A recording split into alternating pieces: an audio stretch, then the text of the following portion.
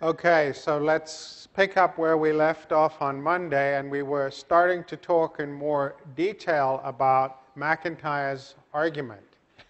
And one of the things I want to zero in centrally on today is his account of human psychology, or what used to be called human nature. And that differs importantly from every account of human psychology we've looked at thus far for a number of reasons, and I'm going to spell them out in a little bit more detail than we talked about on Monday. Basically, it is an Aristotelian conception of the structure of human psychology, and that has a number of features to it. One is that I mentioned to you that we think of human beings as teleological creatures. We are purposive creatures. We always want to know what the point of an activity is. Now, if you go back to Aristotle, Aristotle held the view that while we are purposive creatures, we only reason about the means to achieve our goals, not the goals themselves. For Aristotle, Aristotle's conception of virtue, the virtues were given for all time. And he had his list of the virtues, which you can find if you go back and read the Nicomachean Ethics. There are things like courage, honesty, and various other, perhaps debatable, perhaps not. But in any event, in Aristotle's scheme of things, what we reason about is the means to achieve the virtues, not the virtues themselves. And I'm going to come back to that because one of the respects in which McIntyre differs from Aristotle is that he wants to say the virtues, he wants to at least go this far with the Enlightenment thinkers. He wants to say that what counts as a virtue is to some extent up for debate. Just to what extent and how we debate it are things that I'll come back to. But the more important point is that this, as an account of the structure of human psychology, we need to know what the point is. We have goals, we have purposes.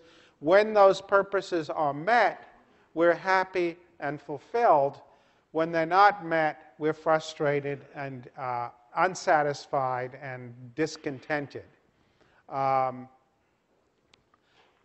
Just to give you a somewhat different perspective on this approach to thinking about human psychology, I would say that the other influential Aristotelian of our time, besides Alasdair MacIntyre, is the Nobel Prize-winning economist Amartya Sen, who develops the idea of human potentiality as the core notion, that we are people who have potential.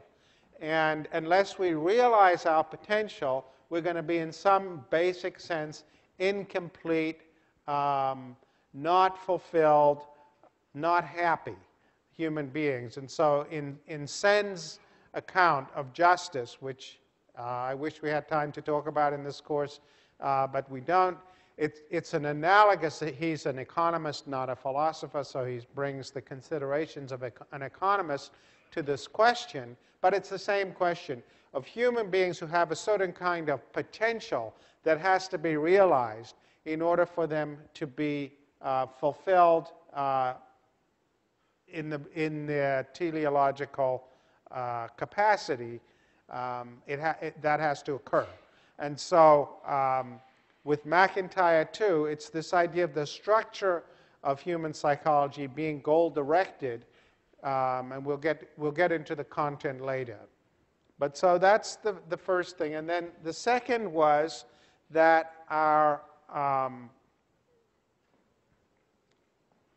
behavior is in a very fundamental way other-directed. So just again by way of comparison, think back to the assumptions about other-directedness in previous thinkers who we have considered in this course. When we focused on the utilitarian tradition, we saw people as essentially self-referential. Remember Ronald Reagan's famous question in 1984, are you better off than you were 4 years ago? It was a self-referential question. Are you better off than you were 4 years ago? All you have to look at is how you were faring 4 years ago and how you're faring now, and ask yourself that question. Other people don't enter into it at all. Then when we considered Marxism, we came to think about other directed conceptions of human psychology, in that Marx made our welfare critically reliant on what others get. And so he said that your perception of whether you're exploited turns upon what your employer gets. Remember, we talked about this in some depth and concluded that Marx was half right in that people are often other-directed, in that their sense of what they get, their sense of whether what they get is legitimate is dependent on what others get. But what he was wrong about was that people tend to compare themselves to people who are similarly situated in the socioeconomic order. So auto workers compare themselves maybe to steel workers, but not to auto executives, and they don't make those kinds of global comparisons. Nonetheless, there is something to this idea that people's conception of their welfare is connected to what others get, and so relative inequalities matter simply from the perspective of your feeling of how well off you are. And you can tell yourself any number of stories to make this point. The telling one quite often, I think, is, you give a child a glass of orange juice that's half full, and he's very happy, and then you give his sister one that's completely full, and he immediately becomes unhappy, because what matters to him is the relative difference and not what he has in his glass. So that's a notion of other-directed. And of course, you can take this notion of other-directed further still by linking your utility not to just to what other people get, but to actually what other people experience. And this is the concept of this is the concept of interdependent utility, as it gets referred to in the literature. And the examples here are things like a parent taking pleasure in their child's success and feeling pain at their child's lack of success. One of the famous one-liners that parents will resonate with is, you can only be as happy as your least happy child. So if your kids are unhappy, then you are miserable. That's the notion of interdependent utility. Your happiness is conditioned on what others get, but not just in making a relative judgment with the orange juice kind of a case, but your happiness becomes dependent on what people actually themselves experience, hence interdependent utility. And those are the example of the child's happiness making the parent, or the child's success making the parent happy, is an interdependent positive utility. But of course, there are interdependent negative utilities as well, as when a sadist or a rapist utility goes up as a byproduct of their victim's utility going down. Again, that's interdependent negative utility, and it's the mirror image of interdependent positive utility.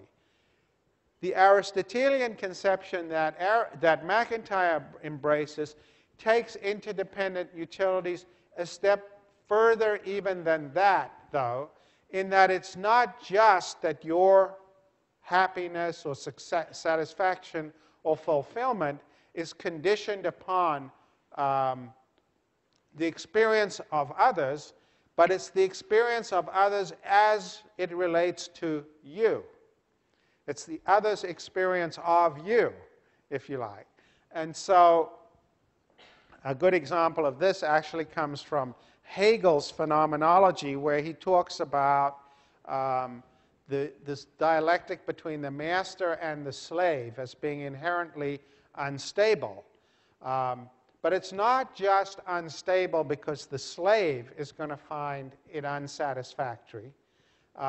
It's unstable because the master will find it unsatisfactory. Hegel says in the phenomenology that what we want most fundamentally is recognition from others. But it can't be recognition from others that we don't respect. So the recognition of a slave saying, yes, master, no, master, is not going to be satisfactory or fulfilling to you. What you want is recognition from an equal or perhaps a superior, but you want recognition from somebody whose recognition can be valuable to you. It's a source of feeling valued by somebody you value. So it takes this idea, as I said, of interdependent utility even a step further, because it now goes to the reciprocal relationship between you and the other person. And that is the idea of practices. That is, it's a sort of neo-Hegelian idea in this particular sense that informs McIntyre's notion of a practice. When I gave you the example on Monday, I said, you know, if I build sheds and write books, it's not enough for me to have the carpenters say, oh, you wrote a good book, and the academics say that's a nice shed. I want the carpenter to say that's a good shed, and the people who know about writing books to say this is a good book. Right? That's the notion of he's a pitcher's pitcher. You want recognition from people for whom you have esteem at the relevant activity. So this is a different, again, view of the structure of human psychology. All of these different theories are predicated on some account of the structure of human psychology. And indeed, I think that one thing you should be seeing as we move through and examine these different arguments is that every political theory has an account of human psychology and an account of how the world operates causally. And you need to sometimes dig to get them out. But one of the ways in which you should evaluate them is you should ask yourself, what is the theory of human psychology driving this? Does it make sense? Is it true to my own experience or not? And if not, why not? That's one question. And then the second is, what are the assumptions about how the world works causally? And I'll come back to those in relation to McIntyre again. But you could go through all the thinkers we've considered and find assumptions or arguments about those two things. And they provide a very good comparative reference point for thinking about how they stack up against one another, as we've just seen as we went from the utilitarian to the Marxian to the different variants of other referential human assumptions about human psychology. So this is the McIntyre approach. That what we really want out of life is esteem from people who we esteem. And that operates through these practices as he describes them. And this is just a summary statement of what I've already told you, where he says, virtues, as he describes them, are embedded in practices. It belongs to the concept of a practice, as I have outlined it, and as we're all familiar with it in our actual lives, whether we are painters or physicists or quarterbacks or indeed just lovers of good painting or first-rate experiments or a well-thrown pass, that its goods can only be achieved by subordinating ourselves within the practice in our relationships to other practitioners. We have to learn to recognize what is due to whom. We have to be prepared to take whatever self-endangering risks are demanded along the way, and we have to listen carefully to what we are told about our own inadequacies and to reply with the same carefulness for the facts. So this is the notion that I translated into the proposition that when you walk into your first Yale College course, you don't say, look around and say to the people next to you, how should we run this course? What should we agree to? On the contrary, what you do is say, what is the practice? What are the norms? What are the rules? How do I do well here? What's expected of me? How will I know if I'm doing well? It might occur to you much later on to say, you know, that wasn't a very well-run course. It could have been run better if this, that, and the other. So you can criticize, and I'll come back to that point later, but you can only criticize on the basis of first having internalized the norms governing the practice. Right? You don't criticize somebody's pitching style in Major League Baseball until you've learned a lot about pitching. Or maybe you do. You sit there and throw your beer can at the screen. It's terrible. But it's not the form of criticism he is going to care about, right? And that's the point. And it's not likely to be the criticism that makes any difference. So rather than the voluntary agent being at the center of things, which is the workmanship story, this anti-Enlightenment story subordinates the individual to the practice, to the group, to the inherited system of norms and values. And if you want a contemporary reference point, just again to sharpen the comparison here, compare the Cartesian idea, which puts the willing agent at the center of the universe, with the Ubuntu, which is a kind of African religion, which does the contrarian thing. Instead of I think, therefore I am, it's I am because we are, and since we are, therefore I am.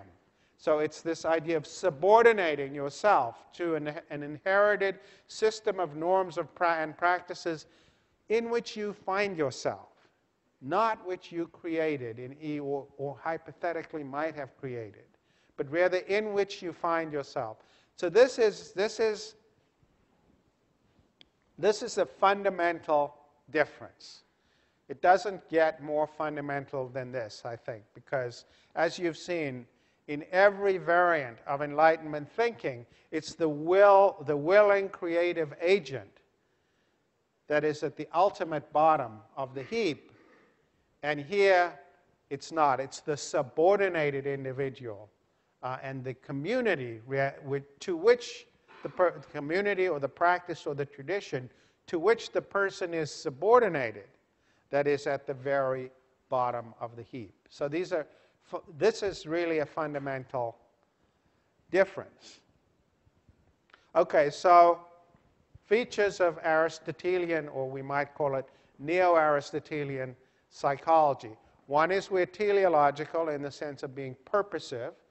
We have potential to realize, and realizing that potential is essential to our happiness. It's not just getting more of what gives you utility. There's some developmental dimension to this. Second, the individual is subordinated to a practice, and that translates into this idea of the community becoming before the individual in politics. But third, and in some ways for MacIntyre's story, most important of all, is that on the Aristotelian scheme, human nature is malleable. It's plastic. It can be shaped in different ways. And what is so deeply misguided about the Enlightenment project from MacIntyre's point of view is that it does not take account of this fact. It does not take account of the fact that human beings are malleable creatures. Human psychology is shaped by circumstances. And So when Rousseau says at the start of the social contract, I'm going to reason about politics, taking men as they are and laws as they might be, that underscores the fact that Rousseau is missing the developmental features of human psychology in reasoning about politics. And it's in missing that the Enlightenment project went off the rails. So let's talk about Aristotle's scheme, and then let me just read this to you, and then I will explain it if you haven't understood it. He says in his description, we have a threefold scheme in which human nature as it happens to be, human nature in its untutored or raw state, is initially discrepant and discordant with the precepts of ethics and needs to be transformed by the instruction of practical reason and experience into human nature as it could be if it realized its telos. Each of the three elements of the scheme, the conception of untutored human nature, the conception of the precepts of a rational ethics, and the conception of human nature as it could be if it realized its telos, requires reference to the other two if its status and function are to be intelligible. So his point here is, if you go back and read Aristotle, he had a view of raw or untutored or brute human nature, how we are when we are born. Then he had an account of human beings as they could be if they realized their telos, their purposes. And then he had an account of the rules that get you from the one to the other. The rules, the norms that get you from the one to the other. And those are the rules of ethics. So what are the rules of ethics? The rules of ethics are those things that get you from untutored or raw human nature to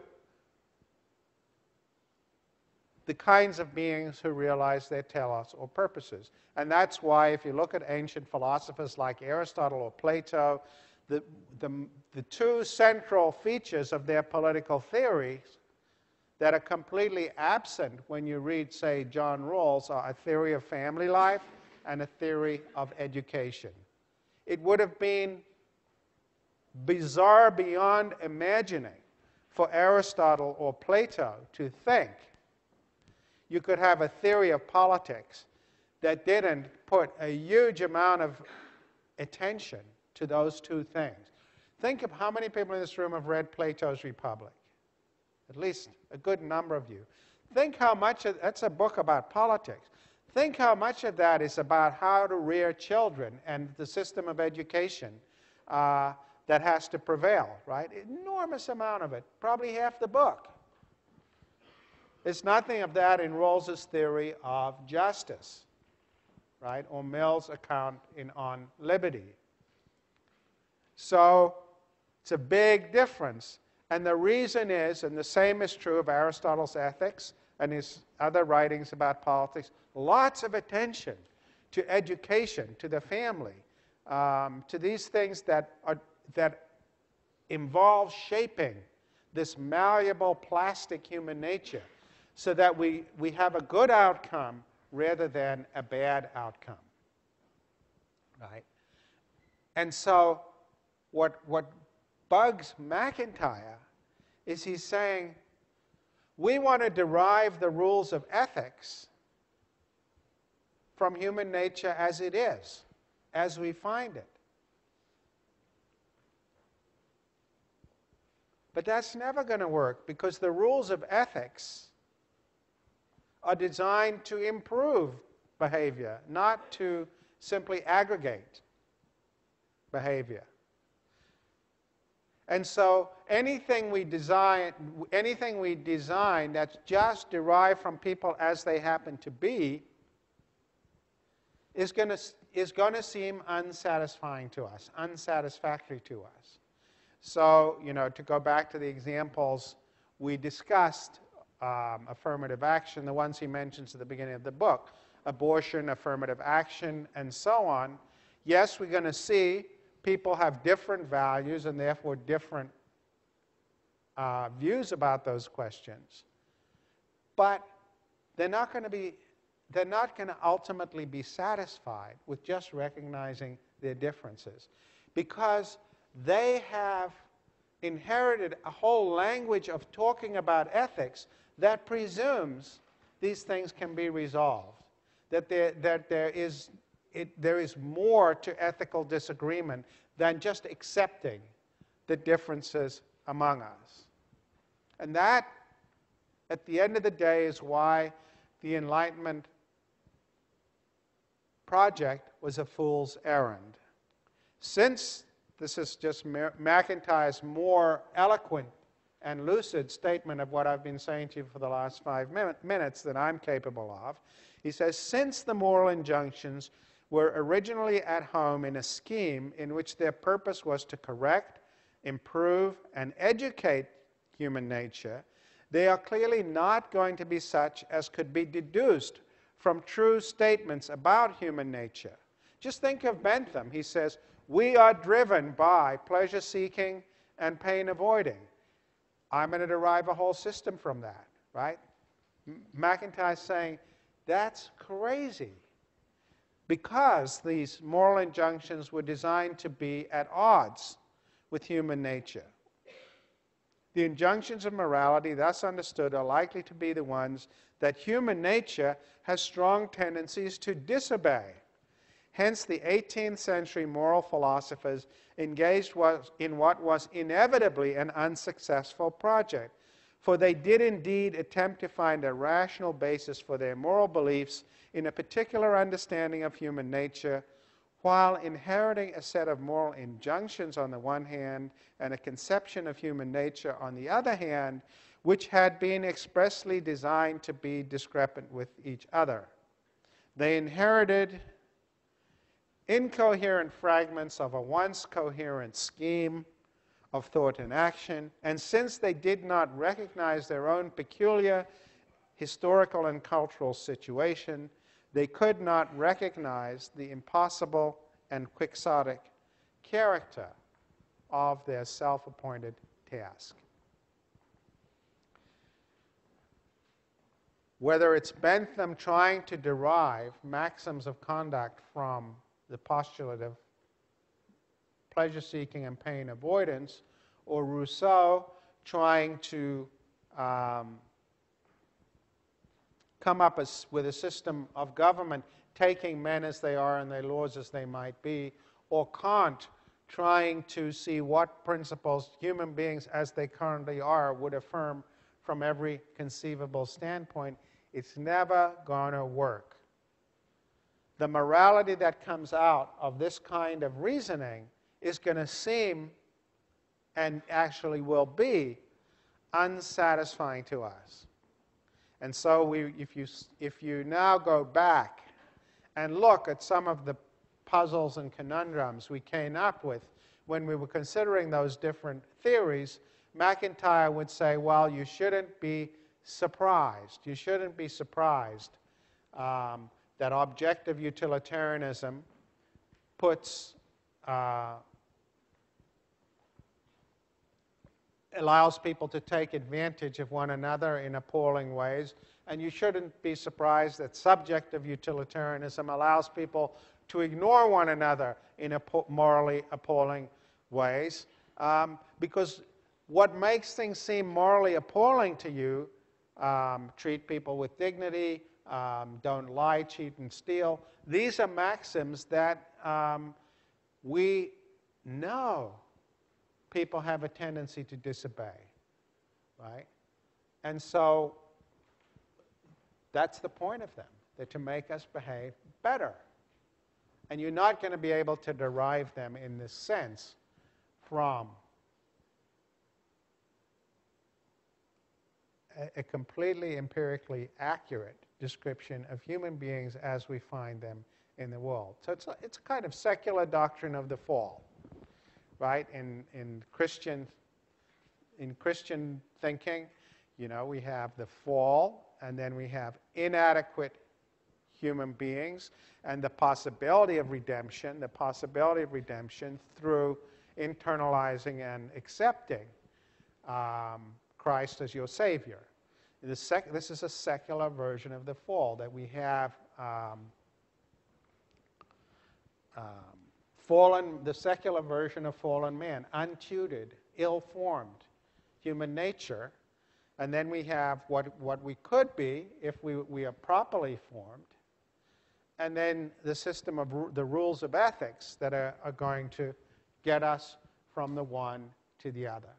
And it's the virtues within practices that achieving them, or achieving lives lived in accordance with them, that enable us to realize our purposes in a good way. And it's the rules and norms governing those practices that get us from A to B.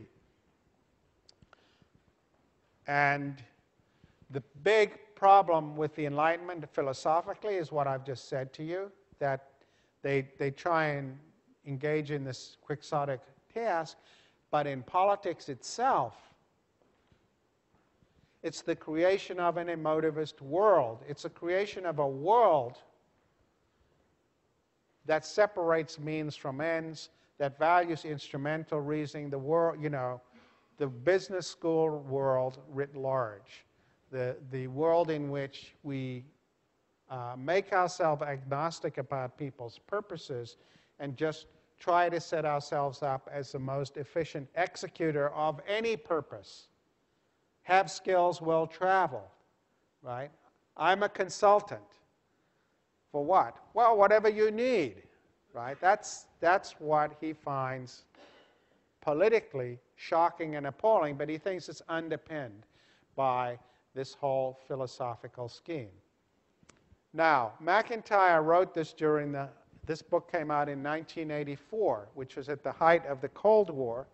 One of the points he was making was, everybody thinks the great battle of our time is the confrontation between capitalism and communism. But for McIntyre, these are two sides of the same coin, because they are both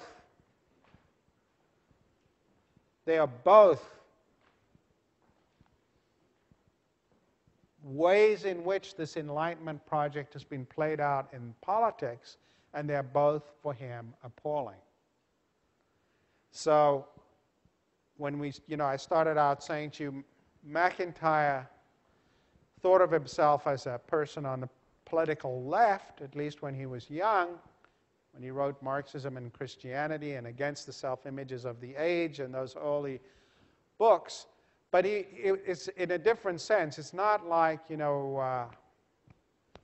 Robert Bork said at one point in his confirmation hearings, you're already too young to remember this, but they questioned him about his changing ideological beliefs, and at one point he said, well, I've always thought, if you're not a socialist before the age of 30, you have no heart, and if you are a socialist after the age of 30, you have no head. This isn't McIntyre, right? He wants to say the whole Enlightenment venture, whether it's in its capitalist or its socialist form, is a variant of this deeply muddled, hopeless quest to develop a science of politics based on human nature as we find it. And so his prescriptions are rather different. He says, what matters at this stage is the construction of local forms of community within which civility and intellectual and moral life can be sustained through the new dark ages which are already upon us. He's not a utopian, he's a dystopian almost. And if the tradition of the virtues was able to survive the horrors of the last dark ages, we're not entirely without grounds for hope. This time, however, the barbarians are not waiting beyond the frontiers. They have already been governing us for quite some time, and it is our lack of consciousness of this that constitutes part of our predicament. we're waiting not for Godot, but for another doubtless very different Saint Benedict. Now, people criticized MacIntyre for a variety of things, but one of the things they criticized him for was this seems to be sort of throwing up your hands and saying, you know, the whole world is terrible, we're about to enter the new dark ages, and there's not much we can do about it except hunker down and hope. And he wrote several books, probably the most important of which is a book called Whose Justice, Which Rationality, in an attempt to respond to these criticisms. But actually, and I'll talk about some of that in a minute, on the actual politics that flow from this, he never had anything more to say than this. So it's really, it is a diagnosis without a cure. And if you know, I said this was written at the height of the Cold War. If you look at the post-Cold War and you say, what would MacIntyre say today? It's not at all clear, because he certainly would not be a fan of militant Islam.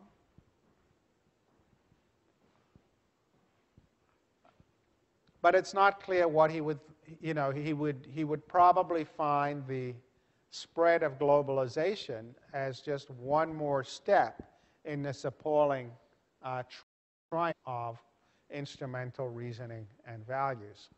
So I think he would be no less despondent. And I think his diagnosis, this is pure speculation, I haven't had this conversation with him, but my guess is that his diagnosis of militant Islam and jihadism and all of that would be, he would just say, well, it's an inevitable undertow, it's an inevitable reaction by the losers from globalization against the endless spread of Enlightenment ideas. I think in some ways there could be a more interesting MacIntyrean analysis of China, in that in China, you know, we see now the fusion of communist politics and capitalist economics, neither of which shows any signs of going anywhere. And so, you know, when in 1984 somebody had said, well, capitalism and communism are two sides of the same coin, people would have been quite dismissive. When you think about China today, you know, it's quite thought-provoking. Okay, so that's MacIntyre in a nutshell. Lots of it's quite appealing. You know, this account of human beings, how many people, never mind the unrealism of the politics, how many find this account of human nature plausible, true to your own experience? At least some, not that many. We do, you know, we want. We're sort of got lots of unrequited love, right? We want to be liked. We want to be wanted.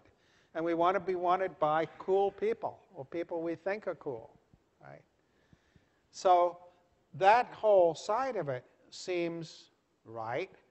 And the notion that political morality should somehow be an improving thing seems right. That you can't just derive it from the, as Rousseau said it, if you take all of our individual preferences and add them up and get rid of the pluses and minuses that cancel one another out, that's maybe the general will, but you know, MacIntyre would say it's going to be the lowest common denominator, right? It's going to cater to our base instincts. And we are malleable, shapeable, improvable creatures, and we're not happy unless that's actually happening. So all of that seems right. But on the other hand, as I mentioned to you, MacIntyre makes one huge concession to the way of thinking that at least motivated the Enlightenment, which was that Aristotle was wrong to say we don't reason about ends. Aristotle took ends as given and said we only reason about means.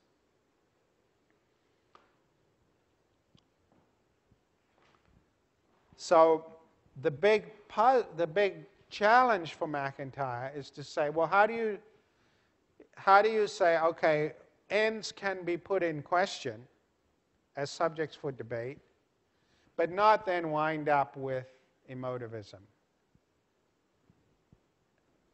How do you structure, how do you put limits, if you like, on debates about ends, which recognizes that people do, in fact, a difference between human beings and dogs, let's say, or lions, is that dogs and lions can't think critically about their own ends.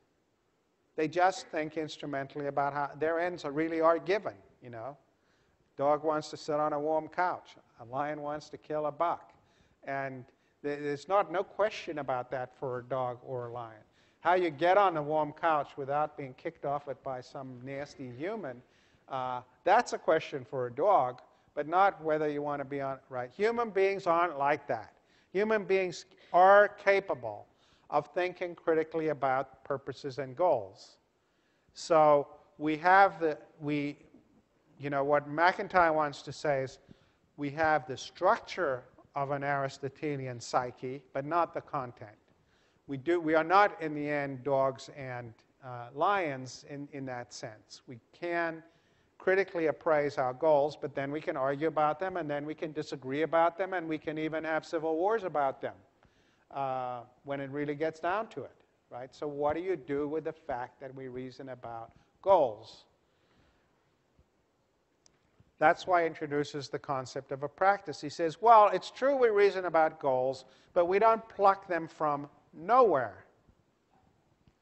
We're born into practices where the goals are defined, where the goal of chess is to get the person checkmate with as many of their pieces on the board as possible. You don't say, let's invent a board game. You say, what are the goals of chess? Okay. And so they're given by practices or communities. And if we think about what is a practice or a community over time, it's a tradition, right? And so what he wants to say is we are born into practices and communities, and we reproduce them into the future simply by living in them. We inherit, we live, and we reproduce into the future. So it's a little reminiscent, or perhaps even more than a little reminiscent, of Burke's line about, yes, we are part of a social contract, but it's a contract among those who are dead, those who are living, and those who are yet to be born, right? And so, yes, we do question. You might play chess for a long time and say, well, should it really be the goal of chess to beat the person with as many of their pieces on the board as possible? Why? Maybe getting their pieces on the way, their subordinate pieces on the way to before the checkmate, it should be a goal of chess. You could have a debate. Does it take more skill to knock off the knights and the bishops and so on in order and then get the checkmate, or does it take more skill to get the person checkmate with their knights and bishops on the board? And that could be a debate you could have, but it's a contained debate. It's a structured debate, right? And he wants to say our debates about ends are always like that. Think about debates getting closer to home for McIntyre. Think about debates within the Catholic Church. The next generation of Catholics doesn't say, should we have a church? Should it be organized? Should the Bishop of Rome have a special status? Should there be papal infallibility? No, you're born into a structure that's already there, and then maybe you say, well, why is there papal infallibility? It's only a relatively recent creation. Does it make, So your questioning of ends is always from the vantage point of somebody who's born into an inherited tradition. And it doesn't make sense to criticize it from the perspective of outer space. It doesn't make sense to any of the participants, and it won't ultimately give you any answers that will be of in any sense meaningful to you, right? And so he sees traditions as the mechanisms through which practices are reproduced over time. And he wants to say, yes, there is argument about ends within traditions, but it's always this kind of structured argument that is shaped by the way in which questions come up within traditions. He says somewhere, of course, part of what it means to be a Jew is to argue about what it means to be a Jew. That within the Jewish tradition, that is one of the things that people argue about and disagree about. But it's always going to be this bounded, structured disagreement that brings to bear other ideas within the tradition on some particular traditional plane. If for those of you who like philosophical jargon, Michael Walzer wrote a book along comparable lines where he talked about the idea that the only effective criticism is immanent criticism, which is a bit like immanent for Walzer, is a bit like internal for McIntyre. If you want to influence Catholics to change their behavior, you're not going to influence them unless you appeal to values they embrace, to norms they embrace, to elements of the tradition they accept, and show them how they are undermined by the particular thing that you are criticizing. So internal criticism, immanent criticism, not ex cathedra criticism made from outside a whole system of norms and values, practices, institutions. You might think you're right, but it'll never have an effect on the people you're trying to influence. So McIntyre is very much in that spirit. We can argue and reason about ends, but only from inside traditions and practices. Okay, we're out of time, and I will finish up with this and then start talking about democracy on Monday.